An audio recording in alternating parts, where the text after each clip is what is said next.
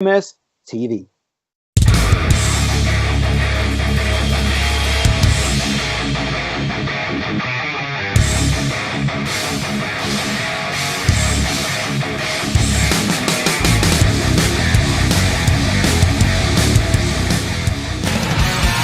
were killing for the people, we were killing for the state. We were killing just to kill it, and we did it out of hate. We were killing for the innocent, and you can catch a breath, and the motherfucker cries out. There was bodies in the garden, there were bodies on the street. There was gunners begging pardon, and the body at my feet. We were killing for the innocent, and you can catch a breath, and the motherfucker cries out. Don't break my concentration, don't break my back in two. One steady hand fixation, blood to bleed all over you. I am the surgeon, I am the face of fear. I cut your dreams away, I long to hold you near. I am the surgeon, I never shed a tear. I am the surgeon, and I long to help you now.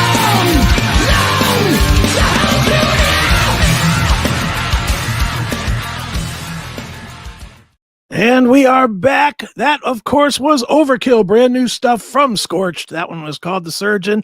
And here's the surgeon of all that is thrash metal, Mr. Bobby Blitz Ellsworth. Bobby. Might I say to you, hello from the gutter? Hello! That wasn't a very good impersonation, Eric. I'll work on it, sir. I give that like a 4.5 off of the high board.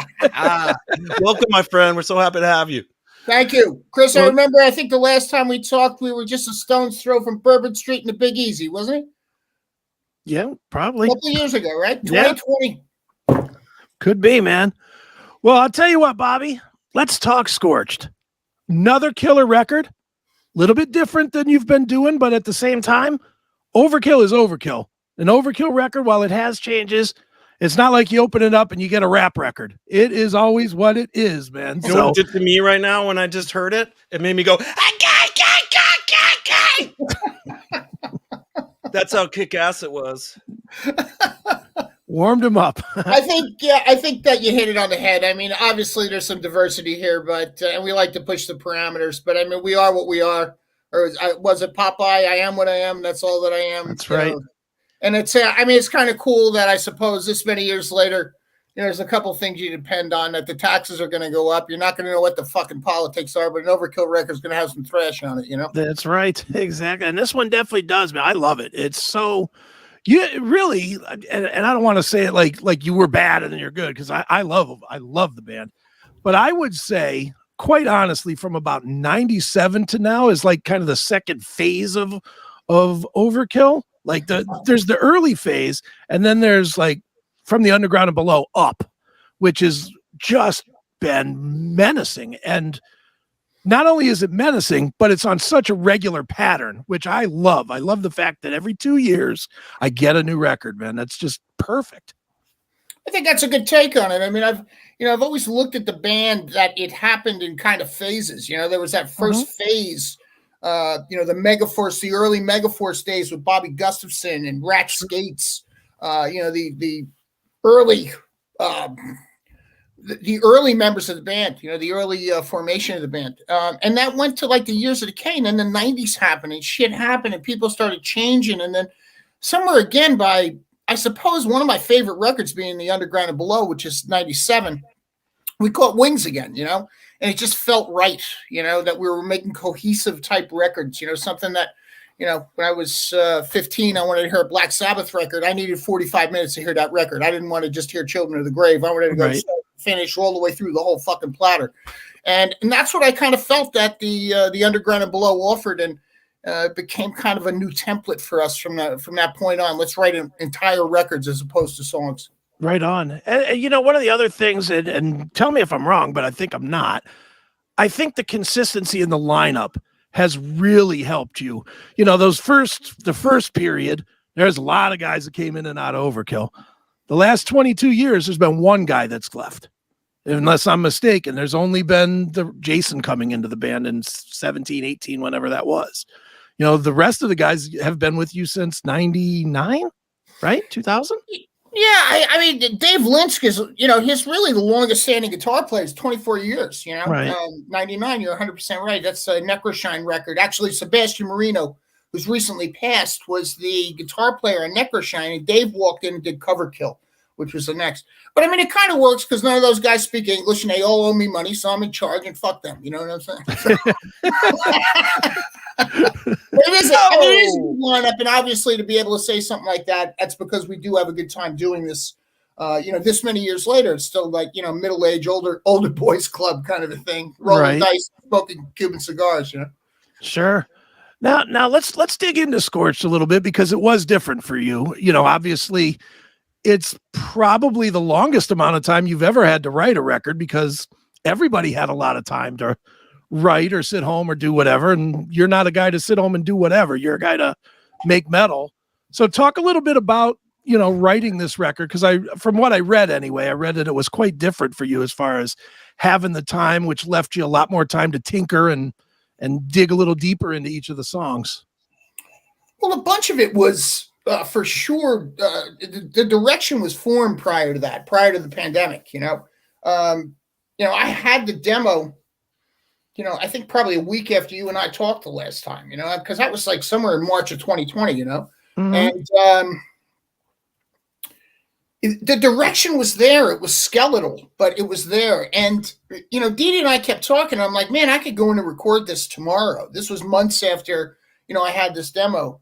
But I said, if we're not going to tour it, what's the sense? I mean, that's our visibility is being on stage and transferring this from pressing play to seeing it and feeling it live. So we both agreed, and that gave us that extra time to tinker. But primarily, it gave me the extra time because Jason had done the drums by that June of 2020. Okay. And the guitars started becoming layered. And Dee Dee was adding bass, and we were changing some shit here and there. But fuck, man, I had 3.5 years to mess with this. Or, well, maybe not 3.5 years, but 2 3/4 years to mess with this record. And I think, the results kind of speak for themselves because it was, it was a go-to in the pandemic. It was just this, kind of a cool place to go that seemed normal when all this abnormality was raging around. Right. And everybody who's watching and, both of you guys. Right. So it's, I don't know, the normal and the abnormal. So I think the results are something a little bit different because, you raise the bar in the heavy metal and then you put some blues in there and then, this is happening and rock and roll is happening. And I've always said, if somebody says, Overkill's a one-trick pony, I'm like, you're not listening. Yeah. Right. It's not true. I mean, there is blues and there is rock and roll and there is traditional metal and there is progressive thrash and traditional thrash and groove. But I think that in this case, we had to raise the bar, to push the parameters, to make it just a little bit different than we would have in the past. Right. It's evolved a lot, like especially sonically. Like I took a trip back to the Megaforce early days today, watching some live stuff, listen to the first albums and such, just getting refamiliarized with it. And then when what Chris just played me right now, I was like, holy shit. I mean, that just sounds like a whole new world. You guys have really evolved, and it just sounded amazing what he just played me, I have to say. That's a great compliment. One of the things that I like about this record, or, it might be my take on it, is that, the production quality on it it's from two eras. It's from the current day, and it's also from the days gone by. So like when you're putting this record on and it opens with the song Scorch and you hear this, kind of lone guitar introduction, it's reminiscent of something in the 80s. And then when everything kicks in, you get this modern kind of a drum punch with, really cool old school room resonance and then a scooped guitar. So it's like, It's kind of like listening to 1985, but sitting in 2023 doing it. But so your voice sounds so good on it. Yeah, I mean, I just thought it was the greatest fucking thing when Colin Richardson and Chris Clancy started messing with these, with these tracks. I was like, oh my God, they're creating like duality here, Right. Audio duality. And I was really impressed with where they were going with it. Right. Well, Colin's amazing. I mean, Colin is absolutely, he's the surgeon, really, because that guy is an absolute master. The other guy you worked with, too, that you didn't mention that I think is the best in the business today is Mayor Applebaum. his mixes are fucking incredible on everything he does. Great choice working with him, man. Well, he's been he's been on our radar for a long time. Mayor's, I would say he's a friend even before, somebody that we worked with professionally. I remember running into him in NAMM years ago, and him following me around going, I want to do an Overkill record. I want to do I'm going, yeah, stop bothering me, kid. Get the fuck out of here. Go get me a beer. Beat a kid, scram. Yeah, beat a scram. Get off my fucking lawn. But I think that he was the right choice. And Colin, we didn't know we were going to need a mastering engineer, and then Colin says, "No, I don't master this. I use Mayor." And okay. We're like, "Fuck." Well, I said, "This is the time. This is the time to to break into that end of working with somebody new." And I think he did a great job for it too. It's a record you can listen to at really loud levels without tiring your ears out, which is huge, man. I mean, it's like sometimes I go, that is the heaviest shit I ever heard. And after 3 songs, I'm like, I got to take a break.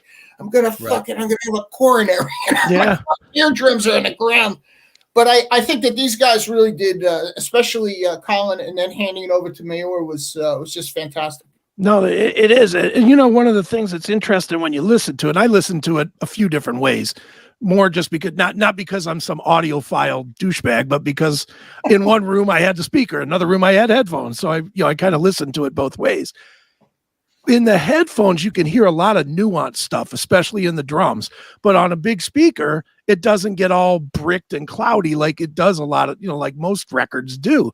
And that's a testament to what they were doing. But it's also a testament to you guys doing your parts extremely well and extremely clean this time.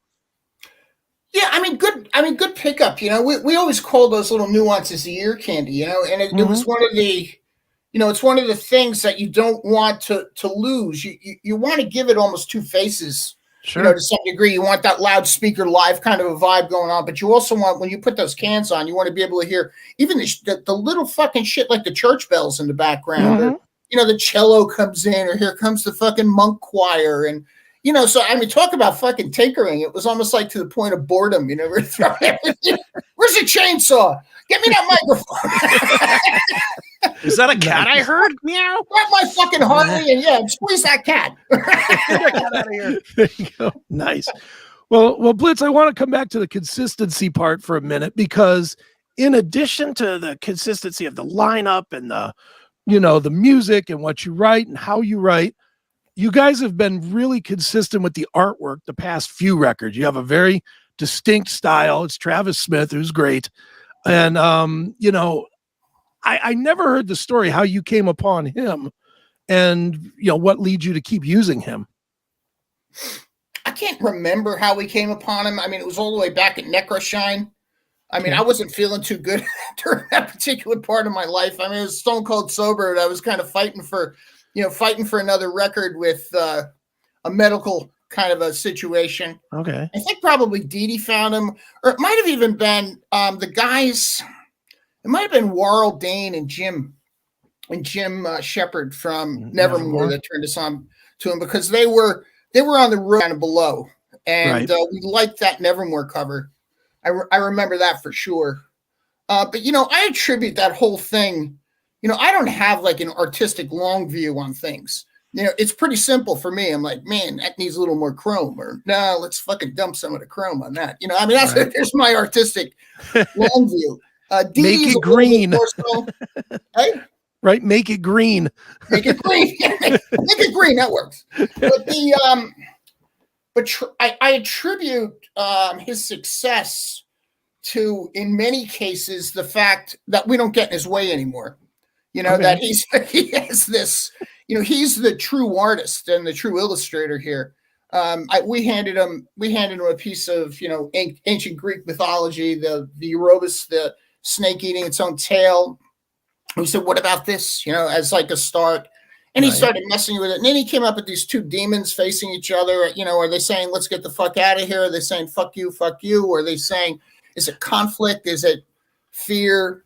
And the fact that I didn't even know when looking at it what he was trying to convey, but it conveyed, 4 or 5, 6 different things in my head. I said, he's onto it again. This fucking Right. guy is onto it again. So when we picked that particular illustration, we said, we got to make this more overkill. The name Scorch came in. The guys voted it. I wanted Twisted of the Wick. They wanted Scorched. And, I was like, all right, I guess that's 4-1. Let's go. Let's see what happens. And, started out in the fire, and it looks like something that should be framed on a wall, Right. Not in a monastery, but for sure in a heavy metal, listening room. Right. Definitely, man. Well, dude, obviously, man, the bread and butter of Overkill is touring. So I'm sure you have a year's worth in the pipeline. So what are we looking at this year? Hold on, let me check this. Okay, we're good. Exactly. I keep looking at you, Eric. I keep looking at you with that gun over your shoulder, man, and I keep thinking that it's pointed at Chris. He Pointed says at bad me, things so I ask about good cats all the questions. time. He's Who always is talking that? Is shit that about like cats. who I is that? love cats. So this gun tonight is pointed at Chris. Where he says anything bad about cats, that's my Italian grandma, and she's gonna. He came close. He came close. Yeah. We just talked about the cat. No, That's right. There you go. The touring starts on the 13th in Europe. We're taking Exhorter and Heathen. Wow. So it's going to be an American jaunt over through Europe, approximately a month. We're looking at the U.S. At the end of June into July. Okay. Then the festivals. I think we're doing Blue Ridge in Virginia. We're doing that too. Hey, I'm gonna do Blue Ridge also. That's like the biggest festival in the US or something, right? It's like the most bands, I think, or something that happens in a couple day period. But I don't know if we're playing the same day. But I He play plays for with Stephen Pierce. Pierce. He plays with Stephen Piercy. Right. Blitz. Oh, that's So awesome. I think we're gonna be there too. Oh, that's going to be cool. Yeah, I mean, it's September, right? It's Yes. It's September. I heard there's no like air. It's in Virginia, but it's like you can fly. Like the closest airport is South Carolina. I'm like, bro, Oh, that's great. just like a half away.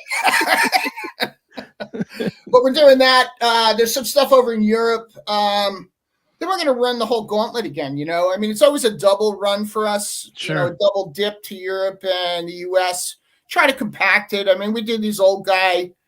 Do the work before the tours, then go out and roll those dice and, drink some 12-year-old scotch and, have some decent fun. We don't get to spend that much time together anymore. So it's still kind of really positive for us to go out there and, I don't know, just like, just start the fucking machine up, change the oil and just say, God Sure. damn it, that motor is still running.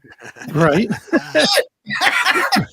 Now, are you doing any of the big ones this year? You doing Akin or Sweden Rock or any of those or? No, we're not. We did Akin last year. We did a couple of them last year. But we're not doing Hellfest. We're not doing Sweden Rock. Sweden Rock's honestly is not that big. People just love it because of how cool it is. I mean, Okay. you've probably been there, Eric. I mean, it's awesome. I mean, it's just in the We middle don't of get to nowhere. go to Europe that You wear a much. jacket during the day, but Nice. it's just a great festival.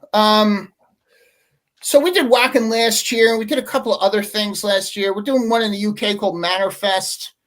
I guess there'll be probably half a dozen of them over the summer, and then by September we'll be at Blue Ridge, and then gearing up to either go back to Europe, South America, or the US. Where is the Overkill audience biggest? Is it overseas or is it here? Right here in this fucking computer. That's what it is. You're the All last three two, of us. Chris. Come on. I honestly, it's always hard to tell because there's no tangible product anymore. You have to look at it Right. with regard to streaming. So it's not like, the streaming in, this part of Germany. I'm sure somebody could give me those numbers, but it was always pretty even when it came to Europe and the US. But the US always had like a bigger kind of a pull for us. And that's, Okay. I think it's, it's obviously based on population. I mean, all of Western Europe, does it equal all of the United States? I mean, there are just tons of people on the East and the West Coast here, and even in the South, Texas, et cetera, the big cities. So it's always been the U.S. for us that I think that we can do bigger shows. And we're not like, we're like a House of Blues band, but there's some areas, that we go, I mean, Jersey, we can do 2,500 people in a theater. I mean, and that's a good thing. We're trying to end at Asbury Park this summer. That's Bruce Springsteen territory. They have an outside venue. It holds 5K. I mean, obviously, I don't know if we could do 5K on our own, but I mean, we would need good support, for instance, to do something like that. So I still think the U.S. is probably the bread and butter for us. Right on. Now, I got to ask you about one guy that you work with on occasion, because everybody works with him on occasion, Phil Demmel. And I mean, he's obviously great. I mean, he's an unbelievable player, and he can play a lot of instruments. But how do you approach somebody like that? He's kind of everybody's Swiss Army knife, so to speak. Lamb of God needs him for a gig, he's there. You guys need him for a week of shows, he's there. How does that even work? Do you call him and say, hey, here's 15 songs that you need to know, and he learns them long term or over a weekend, or how does that work? Well, I lend him money and then I hold it over his fucking head. That's all Nice. You paying me, or you going out in the fucking road? He's a great dude. I met him through the Metal Allegiance guys. I mean, I got into the Metal Allegiance thing because of Mark Mengy. He's just an absolute pain in my fucking ass, and that's the only reason I joined. I mean, the guy just continuously busted my balls on and on. But I mean, I knew a bunch of the other dudes that were there. I knew Gary Holt. I knew the Testament dudes and Mike Portnoy. And Demmel came in, and it was just, Mengy and I were talking one day about doing this thing called BPMD, which turned into BPMD. And it was like cover songs of the 70s, so we're covering Aerosmith or Screaming Teddy out of Motor City Madman. And, some of the shit I grew up with, I was doing some Cactus and Mountain. I mean, I was having a fucking time in my life. But Demmel seemed like the right guy for it, So that's where Phil and I have like the relationship is from doing those covers. And we still do stuff. We still even record together, to this day. 70s stuff, 80s stuff, just for a kick, something you can throw in the can and make a record. But I think you hit the nail on the head. He's like a Swiss Army knife. He's you can apply him to many different situations and he can fit in perfectly. So when we came out of that, Peter pandemic, just like panic because we had one of our dudes just couldn't make it. I was like, yeah, no problem. Send a list. I was like, done. How long in advance did you give him the list? Was it weeks or days or what? It was about 35 minutes. Oh, come on. Oh, what? No. It was about 6 weeks. Okay, so that's plenty of time. And we flew him into Jersey.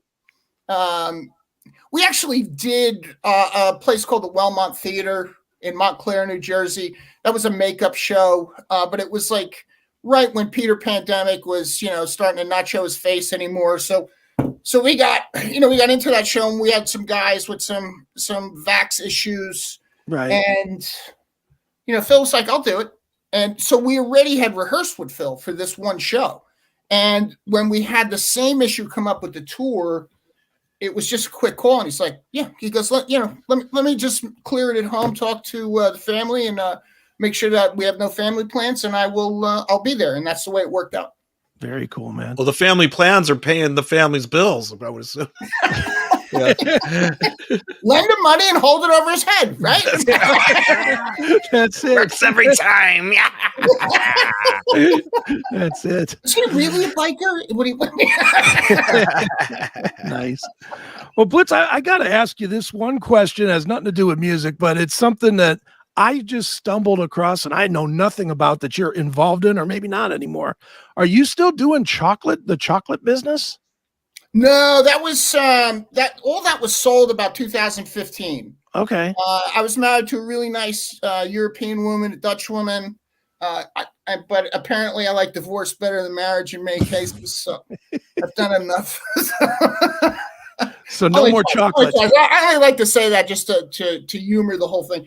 But she was, it was a business we started here when she immigrated here. Okay. In 2004. And I had 2 brick and mortars with her between 2004 2015. A place called Nyack, New York, which is right in the Hudson River, real eclectic little village. And one called Newton, New Jersey, which is about 15 miles from my house. And they went mad. I mean, it was a Dutch girl in a European chocolate shop selling Dutch chocolate. I mean, it was there was nothing more authentic in the area. Right. Somehow I can't see you standing over a pot with a thing just churning up some chocolate. Bro, I can tell you, you could look at the books, right? And you could see whenever I was in the store because, you know, would you make up your fucking mind and $40 a pound just don't go together? So you could just watch the revenue go. Right down to nothing. I was behind the scenes very soon after. You were a silent partner. That's what. Silent partner. Correct. Nice. Well, Blitz, I'll tell you what, man. The new album is fantastic. It's called Scorch. When is it out officially? When does it officially hit? It's the 14th of April. Okay, so a couple weeks. There's some other metal band releasing that day. Some San Francisco band. I don't know. That's if they have any money left from buying Scorched, right? They can buy that. They can buy that one. Somebody goes to me, "You release it the same day as Metallica." I said, "Put them up, motherfucker." Right, dude. That might be a good day because there's already people buying. There's already people. Why not? I mean, shit. I mean, I know we're not going to do the same amount, but I mean, it'd be great to be compared to them on such a day. It would make sense if, like, Amazon or something said, people that bought this are also buying this. That would be great. I think that would be a great thing. That would make sense. So it's the 14th of April. So just a couple more weeks. The production video's done. You know, we're doing press up the wazoo.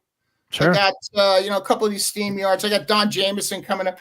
My press girl's like, "Yeah, I got Don Jameson at 7 a.m." I said, "Who the fuck wants to wake up with Don Jameson?" Nice. And I'm going to tell him that when I get on the air with him tomorrow. Hell yeah. That's good stuff. Well, dude, where should we tell people to go to pre-order the record or buy it? And if there's vinyls, all that stuff. You can get it at nuclearblast.com. You can order the green and the black vinyl there. Some double gate folds, etc. There's going to be a cassette that we actually did a layout for. I mean, more of a novelty, obviously. But it will play if you have one of those old cassette players. CDs, downloads through there. And, of course, all the other outlets, the Amazons. I mean, you put Overkill Scorched release in there, man. The whole page is just...